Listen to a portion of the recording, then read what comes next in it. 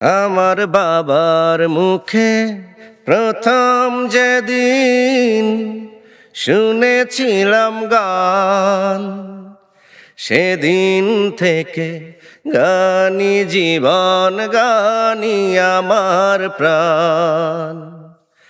আমার মায়ের আদেশ, বাবার মতো গাইতে হবে গান। সেদিন থেকে গানি জীবন, গানি আমার প্রাণ। শিল্পীর ঘরে জন্ম, তাই শিল্পী হয়েছি। সঙ্গীতটাকে সারা জীবন সঙ্গীত করেছি।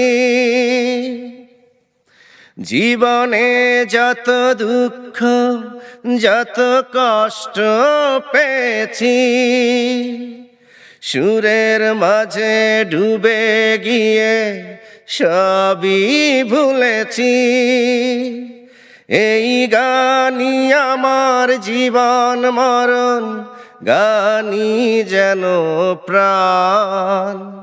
আমার বাবার মুখে প্রথম যেদিন শুনেছিলাম গান, সেদিন থেকে গানি জীবন, গানি আমার প্রাণ। সেদিন থেকে গানি জীবন, গানি আমার প্রাণ।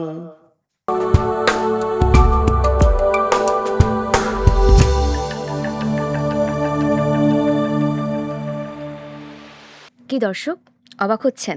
নিশ্চয়ই মনে পড়ছে জনপ্রিয় কিংবদন্তি এন্ড্রু কিশোরের কথা। আজ আমাদের সঙ্গে এমন একজন উপস্থিত রয়েছেন যিনি তার গানকে ধারণ করেছেন, এন্ড্রু কিশোরের কণ্ঠকে অনুসরণ করে জনপ্রিয়তা পেয়েছেন। দর্শক, আজ জানবো তার কাছ থেকে কিভাবে তিনি আমাদের মাঝে জনপ্রিয় হয়ে উঠলেন এন্ড্রু কিশোর স্যারের গান দিয়ে, এবং তার ভবিষ্যৎ পরিকল্পনাকে। এই মুহূর্তে আমাদের সঙ্গে উপস্থিত রয়েছেন জনপ্রিয় কণ্ঠশিল্পী সালমান রাজ। চলে যাব তার কাছে। আপনাকে আমন্ত্রণ জানাচ্ছি কালের কণ্ঠে স্টুডিওতে। শুরুতেই জানতে চাই যে এন্ড্রু কিশোর স্যারের গানের প্রতি আপনার এত গভীর টান কিভাবে হলো? আসলে যে গানগুলো বেঁচে থাকার গান, আমি সেই গানগুলোকে মনে প্রাণে ধারণ করি। আর এন্ড্রু কিশোর স্যার যে গানগুলো গেয়ে রেখে গিয়েছেন, আমার মনে হয় প্রতিটা মানুষের জীবনে মানে কোনো না কোনো মানে দিক থেকে জীবনের সাথে মিলে যায়। আর এই গানগুলো তো অবশ্যই শুধু আমি নয়, সবারই ভালো লাগে। সেক্ষেত্রে আমি যেহেতু সংগীতের সাথে আছি, তো আমার ভালো লাগাটা একটু বেশি। কারণ আমি বেঁচে থাকার গানগুলোকে অনেক পছন্দ করি। ওকে। কখনো কি মনে হয়েছে যে আমি যদি এন্ড্রু কিশোরের গান করি তাহলে মানুষ আমাকে ব্যক্তি সালমান রাজ হিসেবে কিভাবে চিনবে? হয়তোবা আমি ঢাকা পড়ে যাব তার গান গেতে গিয়ে। এরকম কখনো কিছু প্রশ্ন মনে জেগেছে কিনা? আ আসলে এটা প্রশ্ন আমার জাগে। কারণ আমার কিছু ভক্ত অনুরাগী যারা আছেন, তারা তো আমাকে বাহবা দেন। অনেক ভালোবাসে যে শ্রদ্ধেয় এন্ড্রু স্যারের গানগুলো নতুন করে শুনতে পাচ্ছে আবারও। তো আরো কিছু আ আ মানে নিজের থেকে আমার এটা আসে যে হ্যাঁ, হয়তোবা মানে আমাকে অনেকে দেখা হলে এমনও বলে যে আমাদের এন্ড্রু সালমান এসেছে, বা এটা এন্ড্রু কিশোর স্যারের একটা কণ্ঠ আমাদের মাঝে আবার নতুন করে। তো সেক্ষেত্রে অনেকে সালমান নামটাও বলে না।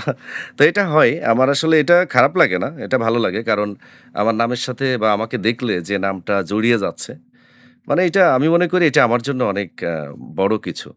২০২৩ সালে আপনি সেরা কণ্ঠে অংশগ্রহণ নিয়েছিলেন। দেখেছি আপনি এন্ড্রু কিশোর স্যারের গান দিয়ে প্রতিযোগিতায় অংশগ্রহণ করেছিলেন। তখন আসলে মনে কি হচ্ছিল যে তার গান দিয়ে শুরু করছি, বিচারকদের মতামত কি হবে? যেহেতু আপনি জানেন যে তার কণ্ঠকে আপনি ধারণ করেন, এই বিষয়টা আসলে কিভাবে মাথায় এসেছে বা কি মনে হয়েছে তখন?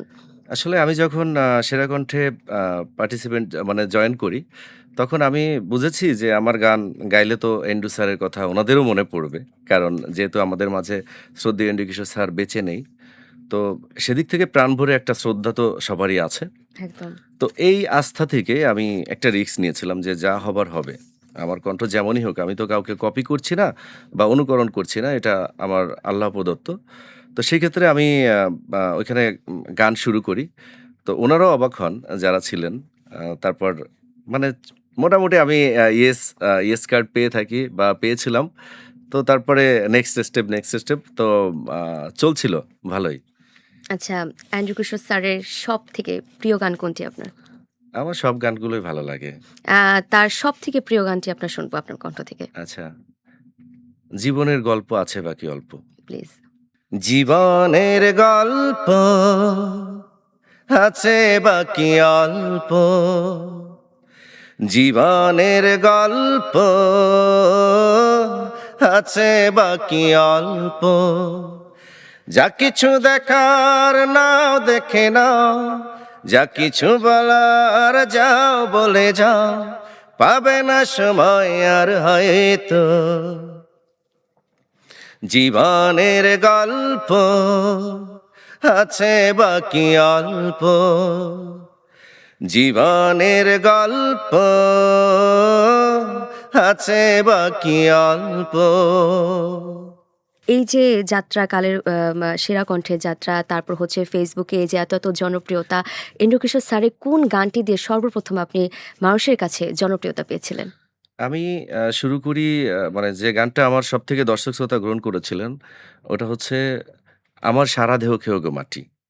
তো এই গানটি মানে আমি এমনও হয়েছিল যে একদিনে মানে 3 মিলিয়ন ভিউয়ার্স মানে আমার জয়েন আচ্ছা, হয়েছিল আমি পোস্ট করার সাথে, সাথে। তো এটা টোটালি মনে হয় ২০ মিলিয়নের মতো মানে ওয়াও! ভিউজ আছে। তো আরো আছে আমার এরকম অনেক গানই মানে মিলিয়ন, মিলিয়ন ভিউজ আছে। তো তার মধ্যে শুরু যেটা দিয়ে করি আপনি বলেছেন, ওটা ছিল আ 'আমার সারা দেহ খেয়ে গো মাটি' আচ্ছা, এই দারুণ গানটি। জনপ্রিয় একটি গান তার। ওই হুম। গানটি যদি একটু শোনা যায়? ওরে ইচ্ছে করে বুকের ভেতর লুকিয়ে রাখি তারে, যেন না পারে সে যেতে আমায় কোনো দিনও ছেড়ে। আমি এই জগতে তারে ছাড়া থাকবো না গো, থাকবো না তারে। এক জনমে ভালোবেসে ভরবে না মন, ভরবে না। আমার সারা দেহ খেয়ে গো মাটি, হো এই চোখ দুটো মাটি খেয়েও না, আমি মরে গেলেও তারে দেখার স্বাদ মিটবে না গো, মিটবে না তারে। এক জনমে ভালোবেসে ভরবে না মন, ভরবে না। আমার সারা দেহ খেয়ে গো মাটি, ও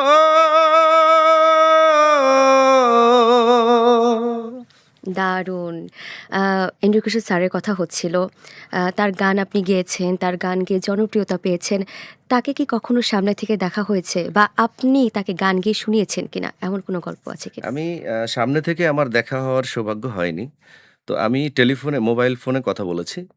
আ তো আমার শুধু কথা বলার সৌভাগ্যটুকু হয়েছিল। পরে আমি যখন উনার সাথে দেখা করার একটা টাইম আমার ছিল, তো তারপর উনি অসুস্থতা ওনাকে আ উনার অসুস্থতার সাথে কানেক্টেড। তো তারপরে আমার আর দেখা করা হয়নি। ঠিক কি বলেছিলেন আপনার সাথে কথা বলেছিল বলে? যে ঢাকাতে মানে উনার কাছে আসার জন্য। যেহেতু আমার জন্মস্থান খুলনাতে। তো আমি খুলনা থেকেই উনার সাথে কথা বলেছিলাম। সৌদি এন্ডু স্যারের সাথে। তো আমাকে বলেছিলেন যে ঢাকাতে আসার পরে উনি আমাকে যতটুকু সম্ভব মানে তালিম দেওয়ার চেষ্টা করবেন গানের ব্যাপারে। তাহলে তো বেশ বড় সৌভাগ্য হতো। আ হ্যাঁ, আজ যদি এন্ড্রু কিশোর স্যার বেঁচে থাকতো, তাকে কি বলতেন আসলে? আমি আসলে বলতাম যে আমার মানে মনে প্রাণে যিনি আছেন আ সেটা আমার শ্রদ্ধেয় এন্ড্রু কিশোর স্যার এবং আমি সারা জীবন যেন বাংলা গান মানে এভাবে ওনার মতো করে শ্রদ্ধেয় এন্ড্রু স্যারের মতো করে বাংলা গান যেন আমি ধরে রাখতে পারি। তো এইটা আমি সেই দোয়া আশীর্বাদ ওনার থেকে নিয়ে নিতাম। তাকে মনে করে একটি গান যদি আমাকে শোনাতেন। তাকে মনে করে একটি গান আ হায়রে মানুষ রঙিন ফানুষ দম ফুরাইলে ঠুস। উহু। হায়রে মানুষ রঙিন ফানুষ দম ফুরাইলে ঠুস, তবু তো ভাই কারোরই নাই একটুখানি হুঁশ। হায়রে মানুষ রঙিন ফানুষ, রঙিন ফানুষ, হায়রে মানুষ, হায়রে মানুষ রঙিন ফানুষ দম ফুরাইলে ঠুস, তবু তো ভয় কারোরই নাই একটুখানি হুঁশ।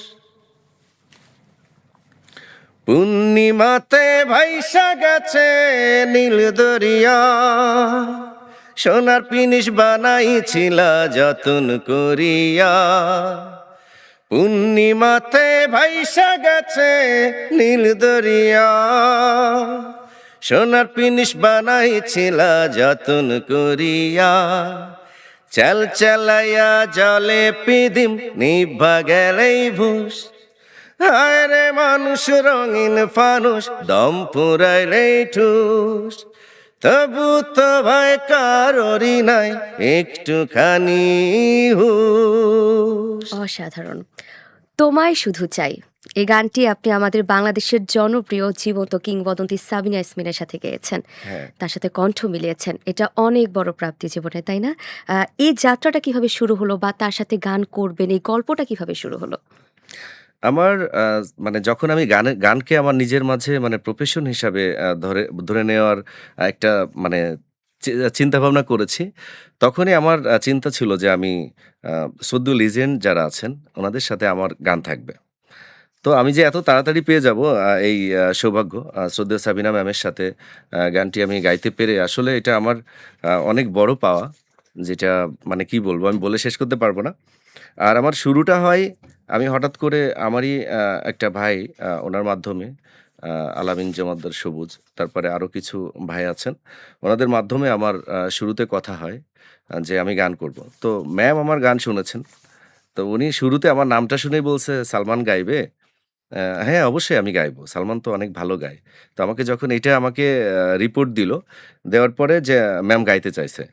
তো তারপরে আর কি ওই একটু, একটু করে গানটা ওনার সাথে শ্রদ্ধেয় সাবিনা ম্যামের সাথে আমার গাওয়া। আর গানটি খুব দ্রুত সবাই শুনতে পাবে। যে গানটির কথা আপনি বলছিলেন, ওই গানটি কি একটু আমরা শুনতে পারি? মনটা আমার রঙিন ঘুড়ি, নীল আকাশে যাচ্ছি উড়ি।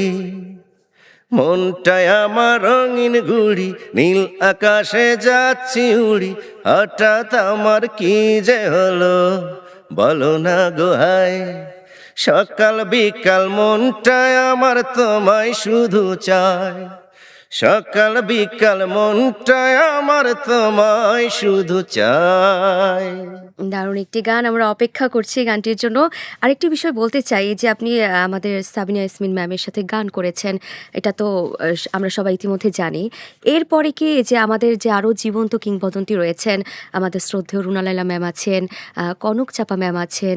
তাদের সাথে গান করার কোনো পরিকল্পনা আছে কিনা বা এরকম কিছু চলছে কিনা?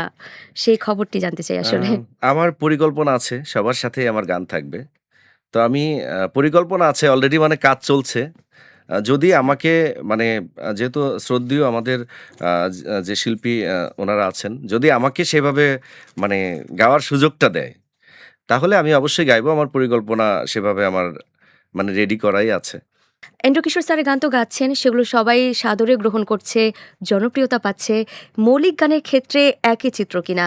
বা আপনার একটি মৌলিক গানও কিন্তু আমরা শুনবো আসলে। অবশ্যই।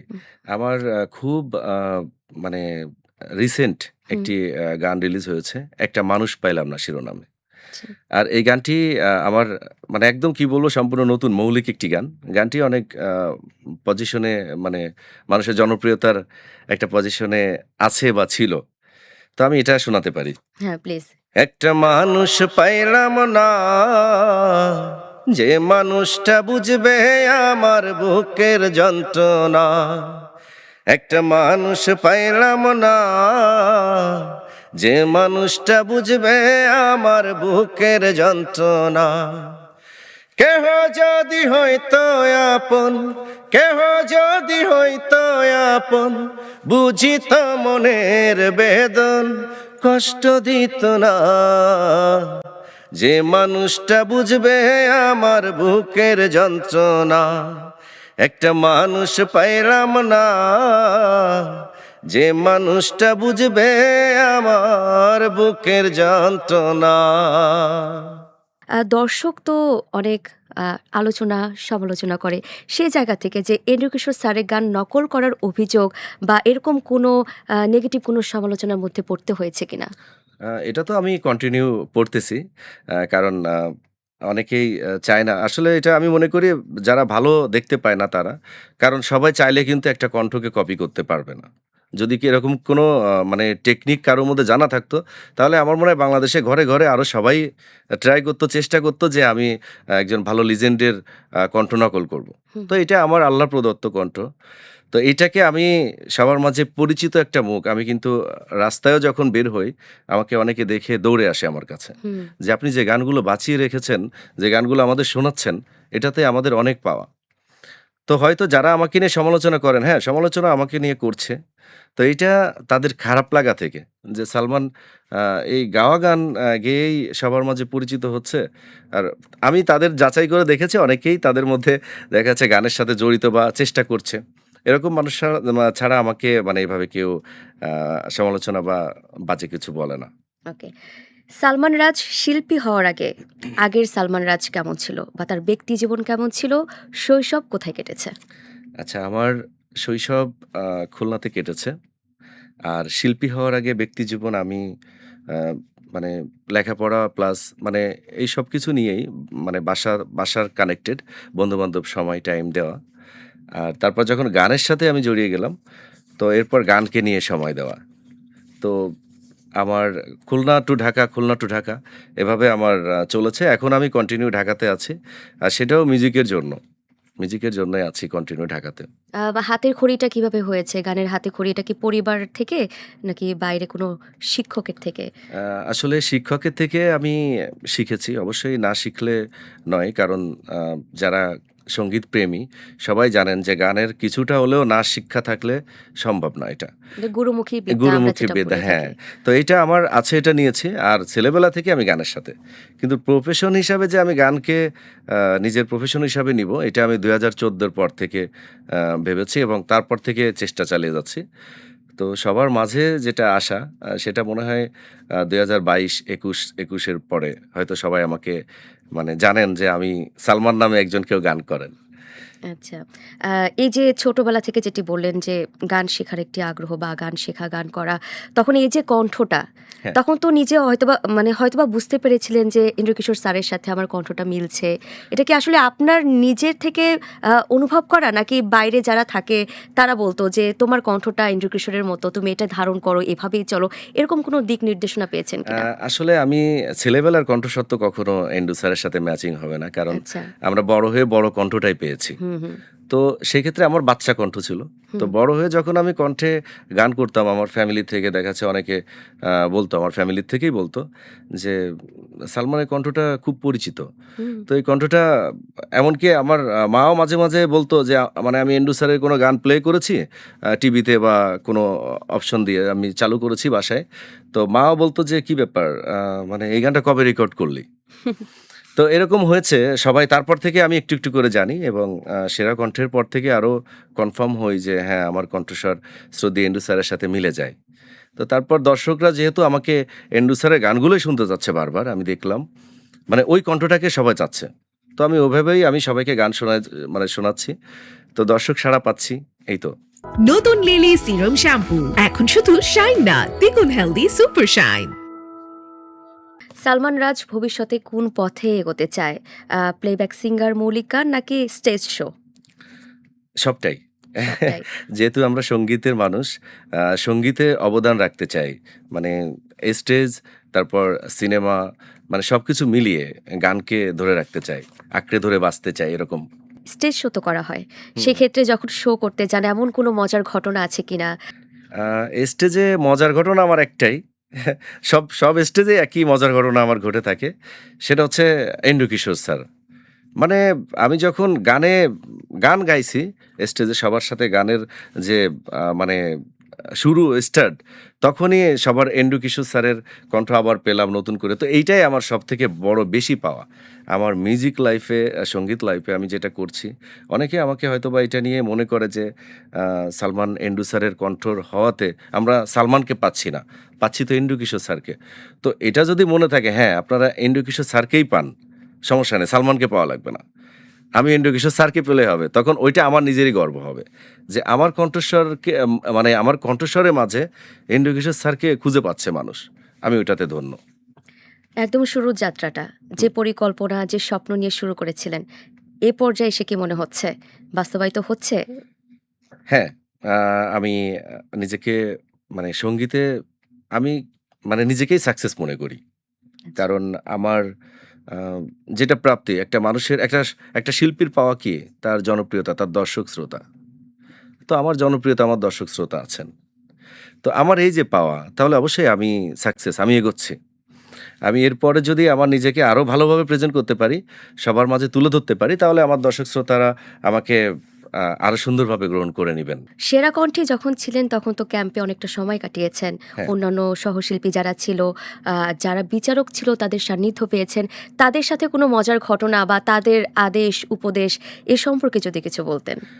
আসলে আদেশ উপদেশ যেটা সেটা মজার ঘটনা আমার ওরকম নাই। কারণ আমি একটু মানে লজ্জা টাইপের আমার দেখা যাচ্ছে আমি বেশি কথা বলতে পারি না। তো সেক্ষেত্রে আমি সংগীতের যতটুকু প্রয়োজন ততটুকু ওনাদের মাঝ থেকে আমি নেওয়ার চেষ্টা করেছি। যে আমার কোনটা কি করলে ভালো হবে। তো আমি যথেষ্ট গাইড সাপোর্টও পেয়েছি। বর্তমান পরিকল্পনা কি চলছে বা ব্যস্ততা কি নিয়ে চলছে? আমার বর্তমান পরিকল্পনা আ সংগীতের আ সংগীত নিয়েই। আর ব্যস্ততাও সংগীত নিয়েই। আমি গানকে আ মানে নিজের মাঝে এতটাই মানে আঁকড়ে ধরে রেখেছি, যেটা আমার গান ছাড়া আমি কিছু ভাবতে পারি না।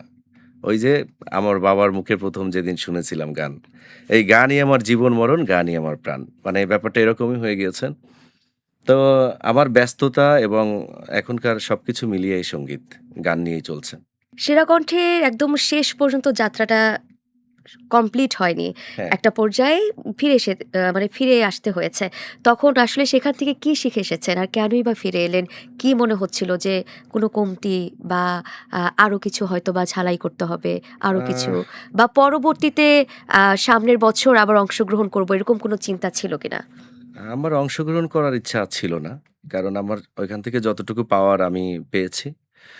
আর কমতি বলতে আমি নিজেরটা নিজে কি বুঝবো? আমাকে যারা বিচারক ছিলেন, উনারাও তো আমার কম পায়নি। হুম। মানে আমাকে প্রতিটা পদক্ষেপে ওনারা পেয়েছেন। আ সামিনা ম্যাম তো আমাকে বলেছেন এটা যে, "সালমানের কণ্ঠ শুনে আমার মনে হচ্ছে যে এন্ড্রু কিশোর গাইছে আমাদের সামনে।" মানে পুরোটা সেইখানে সালমান নিয়ে গেছিল। তো আমার কমতি আমি দেখিনি। আমি যতটুকু দিয়েছি আ এবং যতটুকু পেয়েছি মানে সমান, সমান সব ঠিকঠাকই আছে। যারা প্রতিযোগিতায় অংশগ্রহণ করেন, বিভিন্ন ধরনের গান গেতে হয়। যেহেতু আপনি এন্ড্রু কিশোর স্যারের গান গাচ্ছিলেন, তাকেই ধারণ করে চলছিলেন। এক প্যাটার্নের বা এক কেন্দ্রিক গান হওয়ার কারণে এই যাত্রাটা আসলে সম্পূর্ণভাবে শেষ করা হয়নি। এরকম কোনো প্রশ্ন কি মনে জেগেছে? আ না, না এরকম কোনো কিছুই হয়নি। মানে আমার আ যেটাই যা হয়েছে সেটা হচ্ছে আমার কণ্ঠস্বর শ্রদ্ধেয় এন্ড্রু স্যারের মতো একদম মানে পুরোপুরি মিল পেয়েছে বা হুম। পাচ্ছে। হয়তোবা এটা উনাদের কোনো প্রবলেম হতে পারত বা কোনো আচ্ছা, আচ্ছা। ঝামেলা হতে পারত। যার জন্য উনারা চায়নি যে নতুন করে এন্ড্রু কিশোর ভয়েসটা আবার অডিয়েন্স নিয়ে আসুক। হুম, হুম, তো হুম। সেই রাগ ক্ষোভ থেকেই কিন্তু আমার নিজের Facebook পেজ থেকে নিজেকে তুলে ধরা। আচ্ছা, আচ্ছা। আমি কিন্তু তাদেরকে যেয়ে বলিনি মানে যে আমি গান গাইলে এন্ড্রু কিশোর স্যারের মতো শোনা যায়। তাহলে কেন আমাকে এই মানে আমার রিপ্লাইটা এটা কেন ছিল? হ্যাঁ, আমাকে বাদ দেওয়ার ইচ্ছা থাকলে আমাকে ডাইরেক্টলি বলতে পারত যে, "গান গাওয়া হয় না সালমান, শিখে আসো।" Okay fine. কিন্তু আমাকে এটা বলতে পারেনি। শিখে আসোটা বলতে পারেনি। হারিয়ে গিয়েছে। তাহলে আমার কাছে কথা হচ্ছে হারিয়ে যখন গেলেন, তাহলে আমি কেন মানে পরবর্তী স্টেপে যাব না? হুম, আমি তো শীর্ষ স্টেপে আমার থাকবে। হুম। তো হয়তোবা আমার কণ্ঠস্বর যদি এন্ড্রু স্যারের মতো হওয়াতেই এইটাই ছিল আমার বড় প্রবলেম। আর কোনো এমনি সমস্যা ঝামেলা আমি দেখিনি। তাহলে কি সেই ক্ষোভ থেকেই নিজের চেষ্টা এভাবে নিজেকে তুলে ধরা হ্যাঁ, দর্শকের সেই সামনে? ক্ষোভ থেকেই আমি যখন আমি তো যখন এন্ড্রু কিশোর উপাধিটাই আমি পেয়ে গেলাম। দিয়ে দিল আমাকে। হুম, হুম, ওকে। আমার সালমানকে এন্ড্রু বানিয়ে দিল। হুম, হুম। তা আমি এন্ড্রুটাকেই কাজে লাগাই। মানে আমি তাহলে এন্ড্রু স্যারকে কেন আমি নিজের মাঝে যেহেতু আছে, তা আমি এটা কেন আমি সবার মাঝে তুলে ধরছি না? ওই তারপর যেদিনই আমি ফার্স্ট ভিডিওটি রেখেছি, আ তাও ভিডিও টাইটেল মানে আমি ইন্ট্রোটা এভাবে দিয়েছিলাম যে, "আমি গান করলে নাকি শ্রদ্ধেয় এন্ড্রু স্যারের মতো শোনা যায়।" হুম, হুম। তো এটা দিয়ে যখন আমি পোস্ট করি আমার এক রাতে মানে রাতারাতি ভাইরাল হয় ভিডিও। ওকে। তো তারপর থেকে আমি আর থেমে থাকিনি। দর্শকদের বিনোদন এন্টারটেইনমেন্ট দিয়ে যাচ্ছি। এবার কিন্তু একটি গান শুনবো। তুমি আমার জীবন, আমি তোমার জীবন। তুমি আমার জীবন, আমি তোমার জীবন, দুজন দুজনার কত যে আপন, দুজন দুজনার কত যে আপন, কেউ জানে না, কেউ জানে না। তুমি আমার জীবন, আমি তোমার জীবন, দুজনার দুটি বুকে না বলা কত ভাষা, স্বপ্ন ভরা চোখে কত না রঙিন আশা, দুজনার দুটি বুকে না বলা কত ভাষা, স্বপ্ন ভরা চোখে কত না রঙিন আশা, দুজন দুজনার কত যে আপন, দুজন দুজনার কত যে আপন, কেউ জানে না, কেউ জানে না। তুমি আমার জীবন, আমি তোমার জীবন, তুমি আমার জীবন, আমি তোমার জীবন। দারুণ। এন্ড্রু কিশোরকে ধারণ করে আজকের সালমান রাজ। ভবিষ্যৎ পরিকল্পনা কি এন্ড্রু কিশোরকে নিয়ে? এমন কি কোনো পরিকল্পনা আছে যে তার জন্য আমি কিছু করতে চাই যেন তিনি আরো জীবন্ত হয়ে থাকবেন আমাদের মাঝে? যেহেতু আমি একটি উপাধি পেয়েছি হুম, যে আমি গান করলে শ্রদ্ধেয় এন্ড্রু কিশোর স্যারের মতো শোনা যায়। হুম, তো আমি অবশ্যই এটা কিন্তু দেখেন আমি যতটা নিজের জন্য নাম কামাচ্ছি বা নাম হচ্ছে, হুম, হুম, তার থেকে কিন্তু বেশি আগে বলছে এন্ড্রু কিশোরের স্যারের মতো শোনা যাচ্ছে।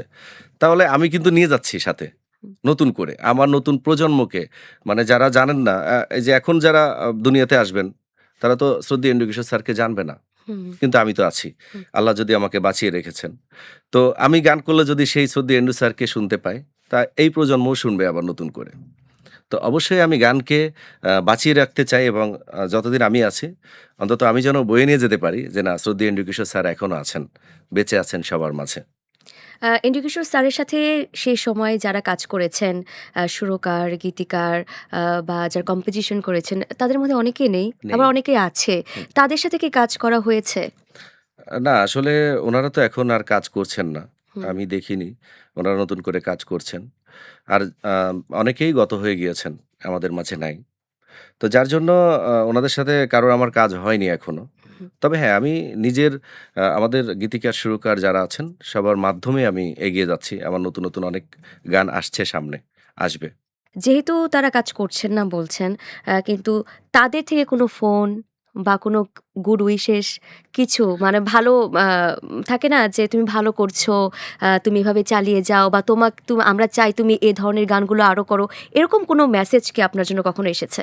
হ্যাঁ, আমি পেয়েছি এরকম। যেমন 'ময়নামতি নদীর পাড়ে ছোট্ট একটি গ্রাম' এই হুম, গানটি যিনি লিখেছেন দেলোয়ার আরজুদা উনি শ্রদ্ধেয় উনি আমাকেই বলেছেন উনার সাথে দেখা করার জন্য। মানে আমি গানটি যখন আমার পেজে রেখেছি হয়তোবা উনি শুনেছেন। তো উনি বলেছে অনেক ভালো হয়েছে। তো সামনে অনেক কাজ করতে চান। প্লাস আমাকে এরকম বলে থাকে, অনেকেই বলে থাকেন। আ দেখা যাচ্ছে সবাই তো আর সামনে আসে না। হুম, হুম, হুম। পিছন থেকে মানে ফোনে, টেলিফোনে বা মেসেজে কথা হয়। যেহেতু এন্ড্রু কিশোর স্যার বলেছিলেন আপনার সাথে দেখা করতেন বা তার সাথে আপনার সামনাসামনি একটা দেখা হওয়ার সুযোগ ছিল, কিন্তু তার আগে তো তিনি চলে গেলেন। চলে গেলেন। তিনি চলে যাওয়ার পর আপনি তো জনপ্রিয়তা পেয়েছেন। সবাই আপনার গান দেখছে, আমরা দেখছি। অবশ্যই তার পরিবার থেকে কেউ না কেউ দেখছে। তার পরিবার থেকে কি কখনো যোগাযোগ করা হয়েছে বা কোনো উপদেশ দেওয়া হয়েছে? না, আমার সাথে আ এন্ড্রু স্যারের পরিবারের সাথে কোনো যোগাযোগ হয়নি। তবে আমি যোগাযোগ করব। আমার একটা প্ল্যান আছে যে আমি আ শ্রদ্ধেয় এন্ড্রু স্যারের ফ্যামিলিতে যেয়ে সবার সাথে সেভাবে একটা যেকোনো একটা ব্যাপারে মানে আমি কানেক্টেড হব। হয়ে আমার একটা এটা আমি খুব দ্রুত আমি আ কানেক্টেড হব ফ্যামিলির সাথে। দেশের বাইরে যাওয়া হয়েছে কিনা গান নিয়ে বা তার এই গানকে দেশের বাইরে উপস্থাপন করা হয়েছে কিনা? আ দেশের বাইরে আমার প্রোগ্রামের কথাবার্তা কমপ্লিট ছিল। আমি এখনো যাইনি। হুম, কমপ্লিট ছিল কিন্তু ওই যে আমাদের বাংলাদেশে মাঝে একটু ঝামেলা যেটা হুম, হয় হুম, হুম। ৫ই আগস্টের আগে। এসব ঝামেলার কারণে মানে ওইটা থেমে যায়। আমার আর যাওয়া হয়নি। তবে যাবো। কথাবার্তা চলছে। অবশ্যই দেশের বাহিরেও যাবো। এখন তো সালমান রাজের অনেক ভক্ত হয়ে গেছে। তার ভক্তরা কি তাকে অনুসরণ করতে চায় বা তার সাথে আসলে কিভাবে যোগাযোগ করতে চায়, তার থেকে কিছু শিখতে চায় কিনা? ভক্তরা যেরকম হয় আরকি, ওরকম কোনো কিছু? আমি সারাদিনে অনেক ফোন পাই। আমার ভক্তরা আমাকে কল দেয়। আ আমি কাজের ফাঁকে যদি আমার ব্যস্ততা না থাকে তো আমি চেষ্টা করি কথা বলার জন্য। আমি সবার সাথে মানে টেক্সট মেসেজে হলেও কথা বলি। চেষ্টা করি আমি। তো আমার এত কল, এত মেসেজের মধ্যে আমি সবাইকে মানে সে হোক ছোট, হোক বড়, আ দেখতে কেমন মানে কিছু ম্যাটার করে না। আমি এগুলো কিছু ভাবি না। সম্পূর্ণটা আমার কাজ করে যে সে আমার একজন শ্রোতা। আমার অনেক সম্মানের, অনেক ভালোবাসার একজন মানুষ। তো সেক্ষেত্রে আমি সবাইকে চেষ্টা করি। আমার প্রিয় শ্রোতারাও জানেন যে আমি তাদেরকে চেষ্টা করি যে তারা হাই দিলে আমি হ্যালোটা দেওয়ার জন্য। ওকে। সেই ভক্তদের মাঝে ছেলের সংখ্যা বেশি নাকি মেয়েদের সংখ্যা বেশি? আসলে আ যেহেতু আমি একজন ছেলে, হুম, তো ছেলেদেরকে তো মেয়েরাই বেশি মানে আচ্ছা। খোঁজ খবর নিবে এটাই স্বাভাবিক। তো ছেলে ছেলের চেয়ে মেয়েরাই বেশি আমার সেই খোঁজ খবর নেওয়া মানুষদের মধ্যে। অনেকে একেবারেই অন্ধভক্ত। প্রেমের প্রস্তাব, গিফট পাঠানো এরকম কখনো কিছু হয়েছে কিনা? হ্যাঁ, ফোন করে এটাও হয়। এটাও হয়। দেখা যাচ্ছে অনেকে বহুদূর থেকে গিফট পাঠাচ্ছে। আচ্ছা। আমার সাথে যোগাযোগ না থাকলেও আমার কনট্যাক্ট নাম্বার দেওয়া আছে। তো সেখান থেকে নাম্বারটা নেওয়া হলেও নিয়ে হলেও দেখা যাচ্ছে তারা আমাকে বিভিন্ন গিফট বা মানে অনেক কিছু মানে বলে শেষ হবে না। তো এই ভালোবাসা পেয়ে আমি ধন্য সবার এমন মাঝে। কোনো পাগল ভক্ত কি আছে একেবারে বাসায় এসে হাজির? হ্যাঁ, একদম বাসায় এসে হানা দেয় বা ঘন্টার পর ঘন্টা ওয়েট করে যে সালমান রাজের সাথে দেখা করব, কথা বলব। এরকম আসলে কিছু? বাসা বাসা পর্যন্ত আসতে পারে না। তবে আমাদের এই স্টুডিও সেটআপে অনেকে এসেছে। মানে যারা দেখা যাচ্ছে আমাদের যে বড় ভাইয়েরা আছেন ওইখানে, ওনাদের সাথে যোগাযোগ করার চেষ্টা করেছে যে সালমানের সাথে একটু দেখা করতে চাই। তো যদি ভাইদের কাজ কম থাকে বা বেশি থাকে সেদিক থেকে ওনারা মেইনটেইন করে। তো এভাবে আসছে মানে অনেক না। কারণ লোকেশন তো আর সবাইকে সেভাবে দেওয়া হয়নি। তবে আসছে অনেকে। তখন কি সালমান রাজ অপ্রস্তুত হয়ে যায়? অপ্রস্তুত বলতে কি আমি একটু মানে সবাইকে গ্রহণ করতে আমার নিজের মধ্যে একটু লজ্জা ফিল হয় আরকি। তারপরেও শ্রোতা সম্মান। আমি সেই সম্মানের দৃষ্টিকোণ থেকে আমি সবার সাথে চেষ্টা করি কানেক্টেড হওয়ার। ওকে। এবার একটি মৌলিক গান শুনবো। কিছুতেই ঘুম চোখে আসে না, মন যে আমার মানে না, দু চোখের নোনা জলে রয়েছে তোমার নাম লেখা, বাঁচবো কেমনে একা একা যদি না পাই তোমার দেখা, কিছুতেই ঘুম চোখে আসে না, মন যে আমার মানে না। সালমান রাজের লেখা কোনো গান আছে কিনা? আমার লেখা গান আছে। তবে আমি সেই লেখা গানগুলো পরে আ মানে আমি গীতিকারের যেকোনো একজন গীতিকারের মাধ্যমে আমি গানটি দেখা যাচ্ছে পরিশুদ্ধ করে নিয়েছি যে ভুল-ভ্রান্তিগুলো থাকলে। কারণ একা সবকিছু নিজেকে মনে করা ঠিক না, যেটা আমিও মনে করি না আমাকে কখনো। তো আমি সেই গীতিকারের সান্নিধ্যে আ যেটা পরিবর্তন করা বা কোনো কিছু করে নেওয়ার ফলে গানটি আমি আর আমার ক্রেডিটে রাখি না। কারণ একজন গীতিকার উনি ঠিক করেছেন কোন লাইনটা ভালো আছে বা কোন লাইনে সংশোধন করা লাগবে। তো গানটি সম্পূর্ণ ওনারই। তো এভাবে লেখা আছে নিজের। কিন্তু ওইভাবে আমি প্রকাশ করা কোনো গান আমার নাই। তাহলে ইন্দ্র কিশোরকে উদ্দেশ্য করে তার জন্য কখনো গান লেখা হয়েছে কিনা? হ্যাঁ, যে আমি ওইটা ইন্দ্র কিশোর স্যারের জন্য গানটি লিখছি এবং সেটি আমি দর্শকের মাঝে তুলে ধরবো। এরকম কোনো পরিকল্পনা? ওরকম একটা গান আমাদের কাজ চলছে অলরেডি। খুব দ্রুত হয়তো এটা সামাজিক মাধ্যমে সবাই জানতে পাবে, পেয়ে যাবে। শ্রদ্ধেয় এন্ড্রু কিশোর স্যারকে ডেডিকেট করে এবং সম্পূর্ণ গানের কথাগুলো এন্ড্রু কিশোর স্যারকে নিয়ে সাজানো হয়েছে। ওইটা খুব দ্রুত আসবে সবার মাঝে। আচ্ছা। তৈরি হচ্ছে। আচ্ছা। অডিও প্রযোজনা প্রতিষ্ঠান থেকে কোনো অফার পাচ্ছেন কিনা? আ অডিও প্রযোজনা প্রতিষ্ঠান তো এই যে কাজগুলো করছি আমি যে আমার নিজের মৌলিক গানগুলো হুম, করলাম, হুম, হুম, এগুলো প্রতিটা গান কোনো না কোনো অডিও প্রতিষ্ঠান থেকেই রিলিজ হয়েছে। হুম, মার্কেটে আসছে। সাবিনা ম্যামের একটি গান হুম। খুব দ্রুত যেকোনো একটা আ অডিও প্ল্যাটফর্ম থেকে আসবে। হ্যাঁ, করছি। কাজ তো করছি। অডিও প্ল্যাটফর্মেই কাজ করছি। সাবিনা ম্যামের সাথে যে গানটি করেছেন সেটা এখনো রিলিজ হয়নি। সামনে আসছে। কিন্তু এইটা মানে এই গান সামনে আসার আরো আগে আরো কোনো পরিকল্পনা আছে কিনা তার সাথে? মানে তার সাথে গান গাওয়ার এই পথটা আরো সুদীর্ঘ হবে কিনা? থাকে না একসাথে গান করেছি, ভালো লাগা কাজ করছে, আরো কাজ করতে চাই, এরকম কোনো পরিকল্পনা? হ্যাঁ, আমি অবশ্যই শ্রদ্ধেয় সাবিনা ম্যামের সাথে আরো আমার কাজ হবে, গান হবে। তো আমি ম্যামকে বলেছিলাম যে, "ম্যাম আমি কিন্তু আরো গান গাইবো।" মানে আবদার করার মতো অনেকটা। তা সাবিনা ম্যাম বলেছে, "হ্যাঁ, অবশ্যই তুমি গাইবা। আরো গান গাইবা তুমি। সেভাবে শুধু আমি একা নই। সবার সাথেই তুমি গান গাইবা।" আর আমি একটি ব্যাপার যেটা আমার বলা হয়নি, আমার এই যে গানটি রিলিজ আ হয়নি এখনো। এই গানটির গীতিকার আলামিন জমাদ্দার সবুজ ভাই এবং সুর সংগীত করেছে জীবন ওয়াসিফ। তো গানটি সবার ভালো লাগবে। আমি বলব আ শ্রোতা যারা আছেন সবাইকে আ ভালো কিছু একটি গান আপনাদের মাঝে আসতে যাচ্ছে। আপনারা ঠিক ওই ফিলটাই পাবেন ৯০ দশকে যে ফিলটা আপনারা পেতেন। ওকে। আমরা একেবারে প্রোগ্রামের শেষ পর্যায়ে চলে এসেছি। আ আমরা একটি গান শুনে শেষ করব। সম্পূর্ণ গানটি শুনতে চাই আপনার কণ্ঠ থেকে। তার আগে আমি বিদায় নিয়ে নিচ্ছি। দর্শক, এই ছিল আজকের আয়োজন। আমরা শুনছিলাম সালমান রাজের ভবিষ্যৎ পরিকল্পনা এবং কিভাবে তিনি জনপ্রিয় হয়ে উঠলেন আমাদের মাঝে। আজকে এখানে বিদায় নিচ্ছি। পরবর্তীতে অন্য কোনো সঙ্গীত শিল্পীকে নিয়ে উপস্থিত হব আপনাদের মাঝে। ধন্যবাদ। ডাক দিয়াছেন দয়াল আমারে, রইব না আর বেশি দিন তোদের মাঝারে। হায়রে ডাক দিয়াছেন দয়াল আমারে, রইব না আর বেশি দিন তোদের মাঝারে। হায়রে ডাক দিয়াছেন দয়াল আমারে। ওই আমি চলতি পথে দুদিন থামিলাম, ভালোবাসার মালা খানি গলে পড়িলাম, আমি গলে পড়িলাম। ওই আমি চলতি পথে দুদিন থামিলাম, ভালোবাসার মালা খানি গলে পড়িলাম, আমার সাধের মালা, আমার সাধের মালা যাই রে ছিঁড়ে। ও রইব না আর বেশি দিন তোদের মাঝারে। হায়রে ডাক দিয়াছেন দয়াল আমারে, রইব না আর বেশি দিন তোদের মাঝারে। হায়রে ডাক দিয়াছেন দয়াল আমারে।